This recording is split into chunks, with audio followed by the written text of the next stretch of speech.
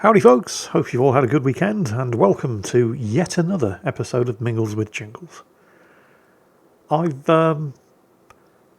did my best to try to find some good news to talk about this week. It was really hard.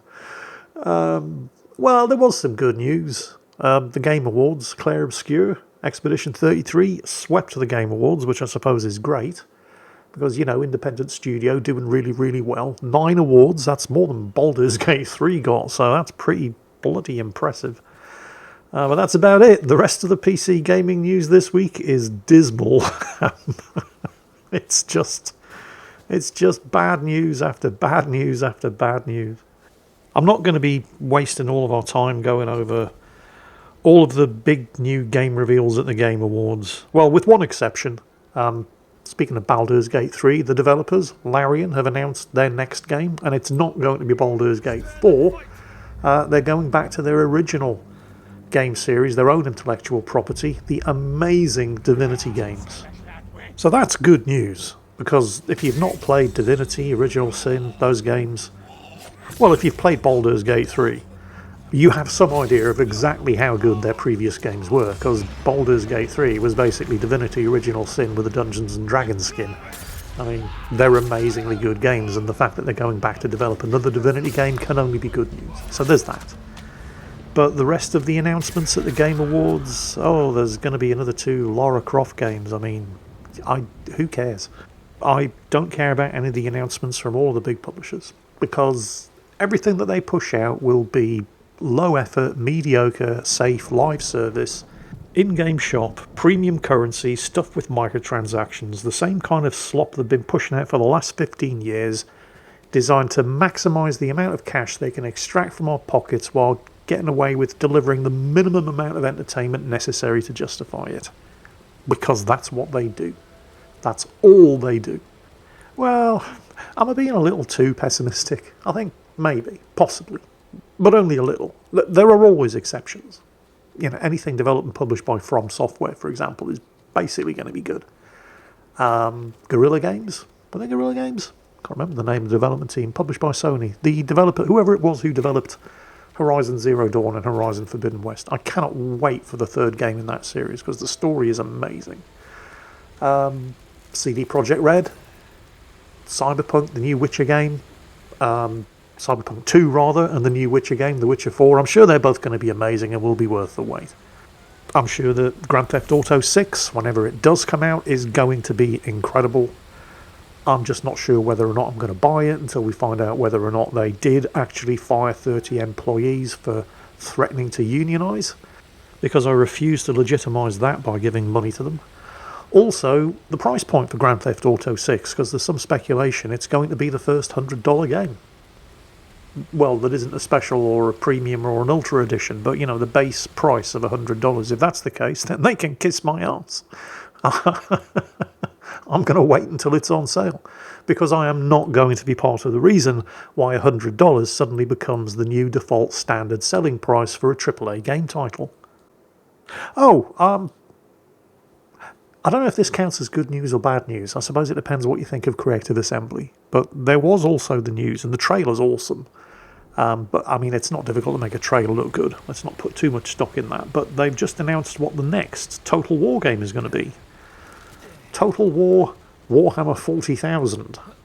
Now, that could be a very good thing, or it could be a very bad thing, depending on how you think Creative Assembly are likely to handle it. Because, I mean, Total War has been a great series. The Warhammer Total War.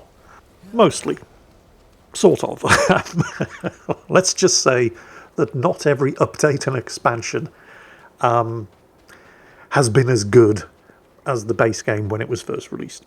So they have a bit of a mixed track record. So I'm sure a lot of people are getting very excited about Total War Warhammer 40k. But I'm also sure a lot of people are getting very worried about Total War Warhammer 40k. Yeah, I guess we're just going to have to wait and see. But it's certainly one that I am going to be keeping an eye on. I guess a lot's going to depend on what the playable races are. I mean, you can guarantee there's going to be Space Marines, and based on the trailer and the fact that it's Warhammer 40k, that almost certainly means it's going to be Ultramarines, because it's always the bloody Ultramarines. Probably the Space Orcs, maybe Chaos, maybe just Space Orcs and Ultramarines to begin with, but that should be enough for most people, at least to begin with, and the potential for expansions and updates is basically endless. So you can probably expect to see Chaos, Necrons, Imperial Guard. No, you can sod off with your Astra Militarum. They were Imperial Guard when they came into this world, and Imperial Guard they will always be. Basically, endless room for expansion. Now, whether you think any of this is a good thing or a bad thing is entirely dependent on how much you trust Creative Assembly to not screw it up. So, yeah, it's coming. We shall just have to see. More bad news for PC gamers, of course. You're probably aware that memory prices have skyrocketed because AI data centers are buying up all the memory chips, leaving bugger all left over for us PC users. Well, the situation just got worse. You see, there are basically 3 companies in the world that make RAM. And one of them, the company that makes the RAM brand Crucial, have just decided that they're not going to bother anymore. Well, that's not strictly true. They are still making RAM, they're just not selling it to us. They've just decided that they can make far more money by exclusively selling memory to NVIDIA for their AI data centers. So RAM prices are already at an historic high because of AI. And now a full third of all of the supply available to us in the PC games market is going away at a time when there's already a historic low supply of RAM for us in the PC games market, and that is happening again because of AI. Isn't AI great? Well, developer Growlath and publisher Crunchfest certainly seem to think so, because they have just announced, and you can play a demo of it, the world's first 100% AI-coded game. It's called Codex Mortis, and it's basically a Vampire Survivors ripoff. And there's a demo version of it available on Steam. I've got a quote here from him. I understand none of it. I'm sure most of you will understand none of it. But anybody with any kind of knowledge about programming, I'm going to repeat it here for you. You might have some idea of what he's talking about. I can give you the TLDR version at the end. He said, it's pure TypeScript. I use Pixi.js for rendering, BitECS for the entity component system backend, and Electron to wrap it as a desktop app. And no, I don't know what any of these things are either. But he goes on to say the whole thing was vibe coded with Claude code. The art was generated by ChatGPT, and the game's animations are a shader written by Claude code. So the TLDR version of that is no actual game engine was used to produce this game.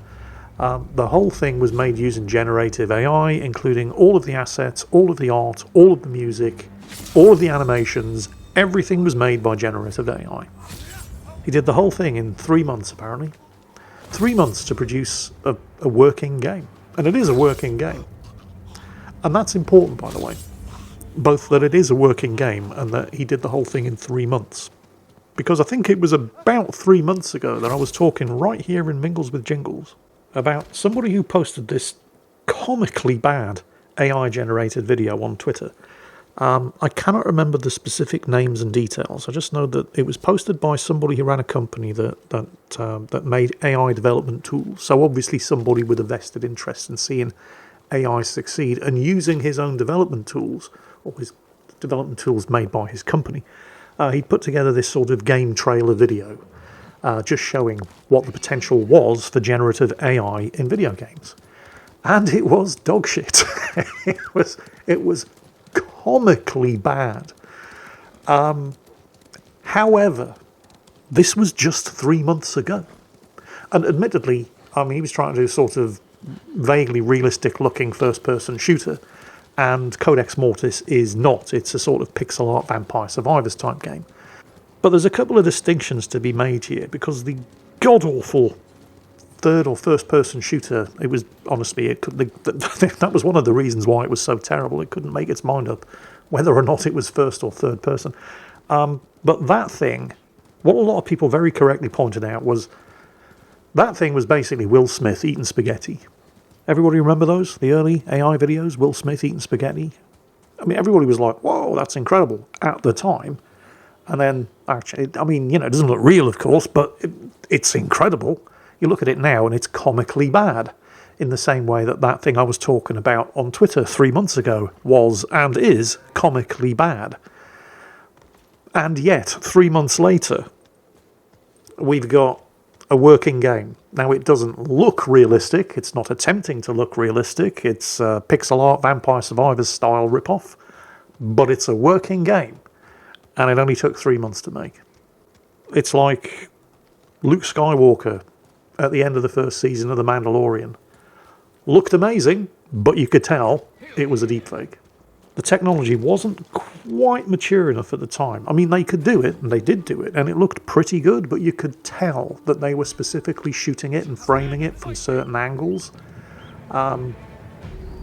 in order to make the deepfaking work. And it helped. In the same way that all the best creatives do. You saw this in Jurassic Park, the original movie. The shots of the T-Rex in the rain when it was flipping the Land Rovers over, that was a mixture of CGI and an actual real, well not real, but animatronic T-Rex. And they would shoot it from certain angles and under certain lighting conditions to hide all of the stuff that would give away that it wasn't real. And they kind of did the same thing in that episode of The Mandalorian, by framing it and shooting it from certain angles to hide the deepfakery. But the choice of camera angles that they used, they didn't just serve the purpose of hiding the technical limitations, they were also done for creative reasons. Because they didn't just want to have this X-Wing turn up in the hangar bay of, what's-his-name's cruiser, and then, "Hi, I'm Luke Skywalker, Jedi Knight, here to save the day," stepping out the cockpit. They wanted to string you along and build up a sense of anticipation. So all of those clever camera angles also, as well as hiding the technical limitations of the deepfakery at that point in time, they also kind of hid that this was actually Luke Skywalker. I mean, everybody wanted it to be Luke Skywalker. And then when they did that reveal, and grown men the world over burst into tears and jumped out of their chairs shouting, "Oh my God, it's him!" They didn't notice the limitations of the technology because they were just overwhelmed by the fact that it was Luke Skywalker. He's back, hooray.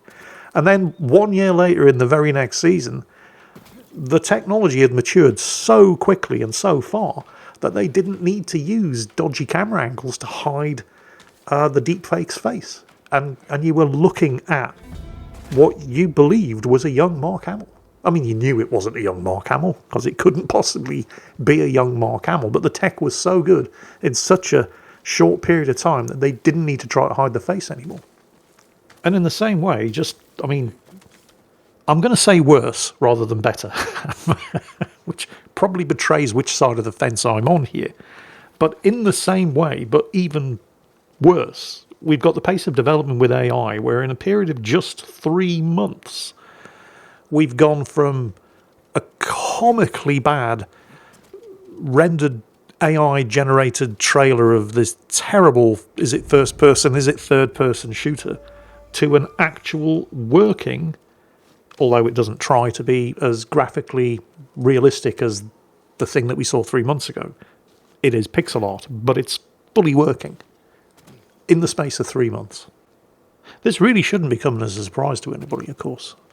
It's been estimated that 87% of all game development at the moment, and we're not just talking AAA studios and publishers, 87% of all game development at the moment is including some form of generative AI in the game development process. Ark Raiders, for example, massively popular game at the moment, and it uses AI for its character voices. The developers say it's just a placeholder. They're going to get actual voice actors in at some point to record them. And the fact that there were AI voices in the game, it did cause a bit of a fuss at first, but nobody really seems to give a shit anymore. They're too busy enjoying the game. And it is a very, very good game. It's not my sort of thing, but, I recognise a good game when I see it. And, that's kind of it. Because you can't put the genie back in the bottle. Back in the 1700s, inventions like the spinning jenny and the steam loom killed hand weaving. An entire industry dead overnight. Video streaming killed Blockbuster. VHS and home VCRs were a technology that literally only existed for the space of about 20 years before something else came along and made them obsolete. You cannot put the genie back in the bottle. AI is here to stay, and it's only going to get worse. It'll get better, but it'll get a whole lot worse first. And if you have any kind of job that can be replaced by AI, it's only going to get worse and it's never going to get any better. That, I'm afraid, is the harsh reality of the situation. If you do have a job in any kind of sector that can possibly be replaced by AI, I heartily recommend you start learning how to use AI, because that's the only way you're going to be able to future-proof your career, if that's even possible, and it might not be.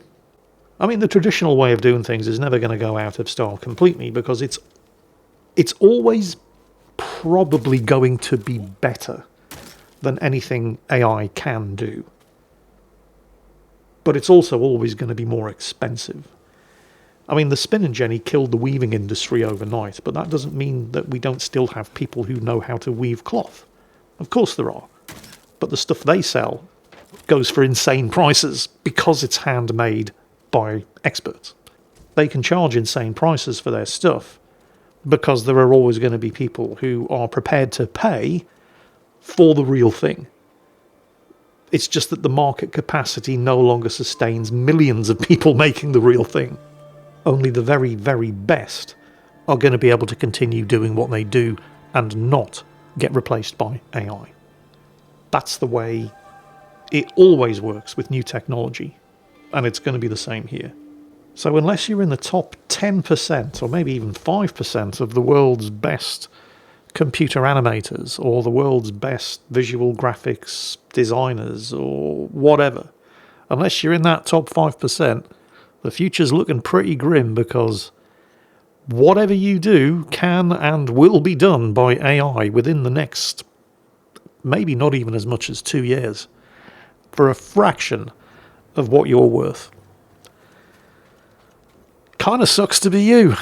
And on that depressing bombshell, that's pretty much it for this week's episode of Mingles with Jingles. Not an awful lot of good news, I'm afraid. Things are going to get better for PC gaming. I am confident of that. But I'm equally confident that they're going to have to get a whole lot worse first. The PC gaming marketplace is just one big shit sandwich at the moment, and we're all just going to have to take a bite. Take care, folks. I'll catch you next time.